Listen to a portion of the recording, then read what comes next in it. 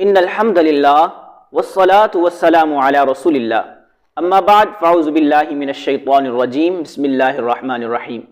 معزز سامعین و ناظرین، سورۃ البقرہ کے رکوع نمبر 3 کی جو ابتدائی 2 آیات ہیں اس میں اللہ تعالیٰ کے معبود برحق ہونے کے اور اس کی وحدانیت کے دلائل تھے، لیکن وہ دلائل چونکہ قرآنی ہیں اور قرآن کو تو کفار ماننے کے لیے تیار نہیں، اسی لیے اللہ تعالیٰ نے قرآن کے حق میں اگلی 2 آیات نازل فرمائی۔ اللہ رب العزت نے ارشاد فرمایا وَإِن كُنتُمْ فِي رَيْبٍ مِّمَّا نَزَّلْنَا عَلَىٰ عَبْدِنَا، اور اگر تمہیں شک ہے اس چیز کے بارے میں جو ہم نے اپنے بندے پر نازل کی ہے، فَأْتُوا بِسُورَةٍ مِّن مِّثْلِهِ، تو اس کی مثل کوئی ایک صورت لا کے دکھاؤ۔ وَادْعُوا شُهَدَاءَكُم مِّن دُونِ اللَّهِ، اللہ کو چھوڑ کر باقی جتنے بھی تمہارے حمایتی ہیں سب کو بلا لاؤ، ان کنتم صادقین، اگر تم سچے ہو۔ فَإِن لَّمْ تَفْعَلُوا، بس اگر تم نہ کر سکو، وَلَن تَفْعَلُوا، اور ہرگز تم نہیں کر سکو گے، فَاتَّقُوا النَّارَ الَّتِي، تو ڈرو اس آگ سے، وَقُودُهَا النَّاسُ وَالْحِجَارَةُ، جس کا ایندھن لوگ اور پتھر ہیں، اُعِدَّتْ لِلْكَافِرِينَ، جو تیار ہی کافروں کے لیے کی گئی ہے۔ اس آیت کریمہ میں اللہ تعالیٰ نے قرآن پاک کی کتاب اللہ ہونے کے دلائل دیے ہیں۔ اللہ رب العزت نے ارشاد فرمایا کہ اگر تمہیں قرآن کو اللہ کا کلام نہیں مانتے اور قرآن کو اللہ کی کتاب نہیں مانتے تو لڑنے جھگڑنے کی ضرورت ہی نہیں ہے، ادھر ادھر کی باتیں کرنے کی ضرورت نہیں ہے۔ تمہارے پاس سمپل سا چیلنج ہے، ایک آسان سا حل ہے تمہارے پاس کہ تم اس کی مثل کوئی ایک صورت لا کے دکھا دو۔ اگر تم اس کی مثل ایک صورت لے آئے تم اپنے دعویٰ میں سچے ہو جاؤ گے کہ قرآن اللہ کی کتاب ہے، اور اگر تم اس کی مثل نہیں لا سکتے اور ہرگز تم لا بھی نہیں سکو گے کیونکہ یہ اللہ کی کتاب ہے، تو پھر تم ڈرو اس آگ سے جس کا ایندھن انسان اور پتھر ہوں گے۔ تو قرآن کفار کو کتاب اللہ ہونے میں مکمل طور پہ شک نہیں تھا، بلکہ وہ جانتے تھے کہ یہ کلام اللہ ہے۔ اتنا تو وہ اقرار کرتے تھے کہ یہ کوئی ماورائی طاقت ہے، یہ انسان کے بس سے بالا تر طاقت ہے، اس لیے وہ بھی کسی ایک قول پر جمع نہیں تھے قرآن کے بارے میں۔ کبھی کہتے تھے ان ھذا الا اساطیر الاولین، یہ اگلے لوگوں کی قصے کہانیاں ہیں، کبھی کہتے ان ھذا الا سحر مبین، یہ تو کھلا جادو ہے۔ اتنا تو وہ بھی مانتے تھے کہ یہ انسان کے بس کی بات نہیں ہے، یہ کوئی اوپر کی چیز ہے، لیکن ان کو یہ بھی تھا کہ ہو سکتا ہے کہ یہ اللہ کا کلام ہو، لیکن وہ صرف اور صرف اس ہٹ درمی میں تھے کہ ماننا نہیں ہے۔ تو اللہ تعالیٰ نے پہلے تو اس کا حل فرمایا کہ اگر تمہیں شک ہے تو تم اس کی مثل لے آؤ، اگر تم مثل لا جاؤ گے تم سچے ہو، اور اگر تم اس کی مثل نہیں لا سکتے اور تمہیں شک نہیں بلکہ تم جانتے ہو کہ یہ اللہ کی کلام ہے لیکن اس کے باوجود تم ہٹ درمی پر ہو، اس کا جواب پھر آگے ہے کہ فَاتَّقُوا النَّارَ الَّتِي، تو اگر تم ہٹ درمی میں پر ہو تو پھر اللہ تعالیٰ بڑا طاقتور ہے، کیونکہ اس کی آگ جو ہے نا وہ پتھروں سے جلتی ہے۔ اس دور کا انسان تصور کر سکتا تھا کہ پتھروں سے آگ جلے؟ تو یہ رب کی طاقت ہے، اس کی وسعت اور اس کی قوت ہے کہ اس کی آگ پتھروں سے جلے گی اور لوگوں سے جلے گی، اس کا ایندھن لوگ اور پتھر ہوں گے۔ تو اللہ تعالیٰ نے فرمایا کہ اگر تمہارے اندر ہٹ درمی ہے نا، اکڑ ہے نا، بغض و عناد ہے نا، پھر سن لو کہ میری طاقت یہ ہے کہ میں تم سے اور جن کو تم پوجتے ہو ان سے آگ کو جلاؤں گا، اس میں تمہیں جلاؤں گا۔ تو قرآن پاک کو غیر متمثل، یعنی قرآن پاک کے کوئی مثل نہیں ہو سکتی، اس کو کیوں اللہ تعالیٰ نے غیر متمثل بنایا؟ 3 وجوہات کی بنا پر۔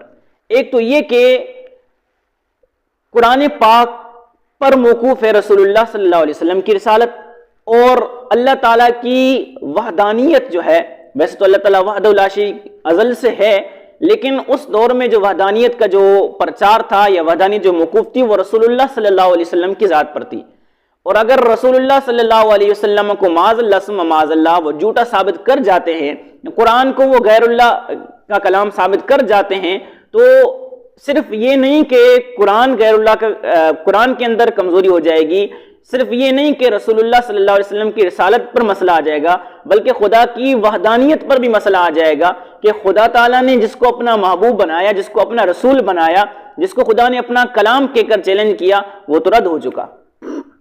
اس وجہ سے اللہ تعالیٰ نے ایسا کلام پیش کیا کہ کوئی اس کی مثل لا نہیں سکتا۔ اور اس کی دوسری وجہ یہ ہے کہ قرآن پاک جو ہے یہ اللہ کا کلام یقیناً ہے. اور عربی میں مقولہ ہے کہ کلام الملوکی ملوک الکلامی، بادشاہوں کا کلام کلاموں کا بادشاہ ہوتا ہے. تو بادشاہوں کا کلام جو ہوتا ہے وہ کلاموں کا بادشاہ ہوتا ہے، جو بادشاہوں کے بادشاہوں کا کلام ہے، جس کی حقیقی بادشاہی جس کی ہے اور ازلی اور ابدی بادشاہی جس کی ہے، اس کا کلام یقیناً پھر تمام کلاموں کا بادشاہ ہی ہوگا، وہ معجز ہوگا. اور اس کی تیسری وجہ یہ ہے کہ باقی تمام انبیاء کی نبوتیں مخصوص زمانوں مخصوص مکانوں کے لیے تھی، اور رسول اکرم صلی اللہ علیہ وسلم کی نبوت آفاقی اور جہانگیری عالمگیری تھی، اور قیامت تک کے لیے آپ نبی تھے. اور باقی تمام نبیوں کو جو معجزات دیے گئے ان کی ظاہری زندگی میں تھے. موسیٰ کا عصا تھا، ید بیدا تھا، اور عیسیٰ کا مردوں کو زندہ کرنا تھا، کوڑیوں کو ٹھیک کرنا تھا. وہ ان کے دور میں تھا جب ان کے لوگ سامنے موجود تھے، جو وہ خود سامنے موجود تھے تو لوگ ان کو دیکھ کے ایمان لاتے تھے، ان کے معجزات کو دیکھ کر. لیکن رسول اللہ کی جو نبوت ہے وہ ہمیشہ کے لیے ہے. رسول اللہ ہماری ظاہری آنکھوں سے اپنے رب کے پاس چلے گئے، لیکن آپ کی نبوت تو باقی ہے. اس لیے اللہ تعالیٰ نے آپ کو معجزہ بھی ایسا دیا کہ وہ جہانگیری اور آفاقی ہو، قیامت تک کے لیے وہ معجزہ ہو کہ جو بھی مسلمان، جو بھی شخص اس کو غور سے دیکھے، اس کو غور و فکر کرے اس میں، تو اس کو وحدانیت کے دلائل، رسول اللہ کی نبوت کے دلائل مل جائیں. اور اس دور میں اگر کسی عیسائی کو یا یہودی کو اپنے دین میں شک ہو جائے تو ان کے پاس کوئی ایسی چیز نہیں ہے، کوئی ایسے دلائل نہیں ہے کہ جس کو دیکھ کر وہ دوبارہ دین پر لوٹ آئیں. یہی وجہ ہے کہ وہاں الحاد بہت زیادہ پھیل رہا ہے. لیکن مسلمان کے پاس یہ اللہ کا کلام موجود ہے. اس کلام کی طفیل مسلمان کو جب بھی عقائد کے اندر کوئی مسئلہ ہو، مسلمان کے جب بھی پاؤں لڑکھڑائیں، قدم ڈگمگائیں، تو وہ اس کی طرف جب رجوع کرے گا نا تو فوراً وہ قدرت کے، رب کی وحدانیت کے دلائل اور رسول اللہ صلی اللہ علیہ وسلم کی نبوت کے دلائل کو پا لے گا، اور اس کا ایمان پھر مضبوط ہو جائے گا. یہی وجہ ہے کہ اللہ تعالیٰ نے پھر اس کلام کو اتنا جامع اور اتنا معجز بنایا کہ قیامت تک کے لیے باقی ہے. اور قرآن کے اندر ایسی کون سی چیز ہے کہ اس دور کے لوگوں سے لے کر آج تک کوئی نہیں لا سکا اس کی مثل؟ اس کے اندر بھی چند چیزیں ہیں. ایک تو یہ کہ اس کا جو حروف ہیں، اس کے جو الفاظ ہیں، یہ اللہ کا کلام ہے، اسی لیے بندہ اس کی مثل لا نہیں سکتا.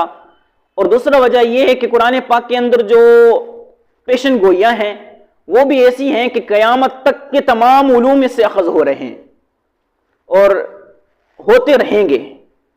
جتنی بھی سائنس نے ترقی کر لی، سب کا سب قرآن کے اندر ان چیزوں کا دلائل موجود ہیں. اس دور میں لوگ یہ تصور نہیں کر سکتے تھے کہ پتھر کو بھی کبھی آگ لگ سکتی ہے، لیکن اس آیت کے اندر اشارہ تھا کوئلے کی طرف. آج ہمارے سامنے، آنکھوں کے سامنے کوئلہ جل رہا ہے، پتھر ہے، لیکن اس کو آگ لگ رہی ہے. تو 1400 سال پہلے قرآن نے بتا دیا کہ پتھروں کو آگ لگے گی، اور آج لگ رہی ہے. اور اس کی دوسری تفسیر یہ بھی ہے کہ اس سے مراد وہ بت ہیں جن کی وہ پوجا کرتے تھے، صرف یہ دکھانے کے لیے کہ جن کو تم نے خدا بنایا ہوا تھا ان کی بھی حیثیت یہ کہ تمہارے ساتھ وہ جل رہے ہیں. اللہ تعالیٰ نے قرآن پاک میں فرمایا انکم وما تعبدون من دون اللہ حسب جہنم، تم اور جن کی تم عبادت کرتے ہو وہ تمہارے ساتھ جہنم کا ایندھن ہے. تو اللہ تعالیٰ نے دو پیشن گوئیاں فرمائی اس آیت کے اندر. ایک تو یہ کہ تم اس کی مثل نہیں لا سکو گے، 14 صدیاں گزر چکی، آج تک کوئی نہیں لا سکا. علوم نے ترقی کی، اتنی ترقی کی کہ انسان سوچ نہیں سکتا، لیکن قرآن کی مثل آج بھی کوئی نہیں لا سکا.